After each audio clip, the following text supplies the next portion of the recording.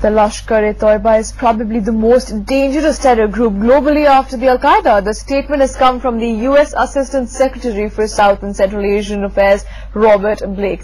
Blake has said that U.S. has always taken the Lashkar extremely seriously, and President Obama was very forthright about the LET threat during his recent India visit. He even said that it is Pakistan's duty and obligation to cooperate and bring the perpetrators of 26/11 to justice as soon as possible.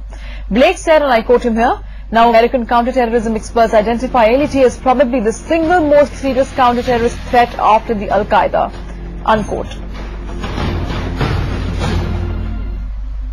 And on Thursday, which was the eve of the second anniversary of the terror strike in Mumbai, the United States has slapped sanctions on a key LET front organization as well as several members of its top brass. In an unprecedented step, a US court has even summoned ISI chief Ahmad Shuja Pasha to appear before it in a 26/11 lawsuit. 2 years after these images shook the world, Pakistan yet to take action against the key accused. Now legislative action emerging from the United States. 2 months after putting the Lashkar on its terrorism blacklist, Washington cracking the whip.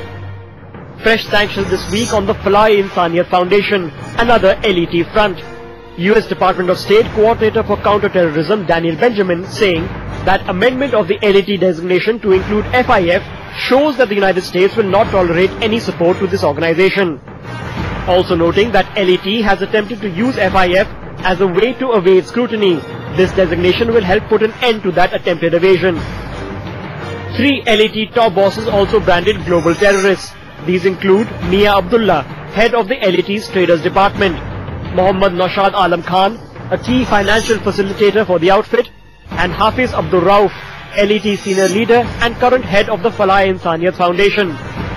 And ISI's role in 26/11 now being examined by a US court. A New York court on Thursday issued summons to senior ISI officials, including its chief Ahmad Shuja Pasha, in response to a lawsuit filed by relatives of 2 Americans killed in the 26/11 attacks. The lawsuit says the ISI has long nurtured and used international terrorist groups, including LET, to accomplish its goals and has provided material support to LET and other international groups. It also claims that Pakistani American David Headley received material support from both the LET and the ISI. The summoning of the ISI chief, even if he doesn't respond, an unprecedented step by the United States. This is unprecedented. This has not happened earlier. And the fact that a court is summoning for the first time, which makes it very clear that their activities are being questioned, it's under scanner. Now, there can't be free movement. As long as it's there, whether they're going to, bring it to the logical conclusion or not, that's a separate issue. But as long as that threat is there, that they can be summoned, and there are people who are questioning the role or activities of the ISI, I think that pressure works. Even as Pakistan says that it too is a victim of terror, the question remains, when will Pakistan be finally made accountable for those within and outside the establishment who continue to grease the terror machinery? International Desk, NewsX.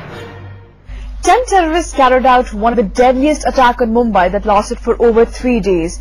22-year-old Ajmal Kasab is the lone surviving terrorist of that 26th November 2008 carnage. 166 people were killed in that attack, and out of that, 72 were killed by Kasab and his partner Ismail in the first 7 hours itself. That was before Kasab was caught alive. Let's take a look at the trail of bloodshed caused by Kasab in those 7 hours.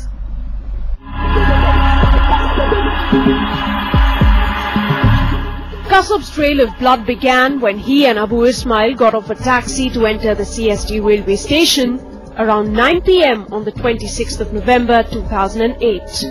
However, before leaving, they hit the RDX in the taxi. The attack on the Mumbai's Chhatrapati Shivaji terminus began around 9:30 p.m. when Kasab and Ismail entered the platform. They opened fire on unsuspecting passengers, killing innocent women, senior citizens and children.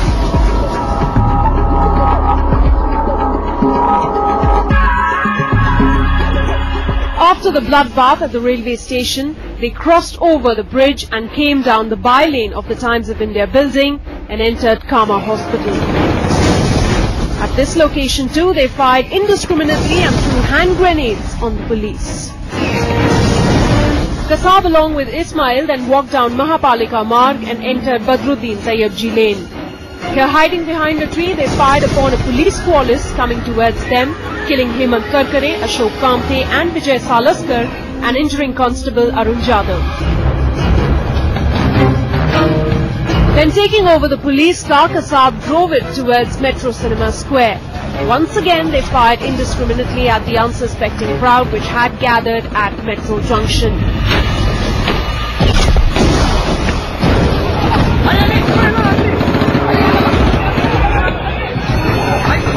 However, near the Usha Mehta Square, the rear tire got punctured. Forced to abandon the car, Kasab and Ismail stopped to Skoda at gunpoint. By now, the police, alerted by the attacks across the city, had set up a nakabandi.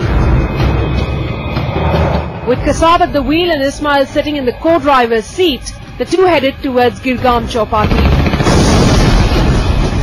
And it was here that their luck finally ran out. On seeing the nakabandi, they crashed the car into the divider. When the police party approached the vehicle, Ismail opened fire. The police retaliated and Ismail was shot dead. However, Kasab, who was driving and had his AK-47 nestled between his legs,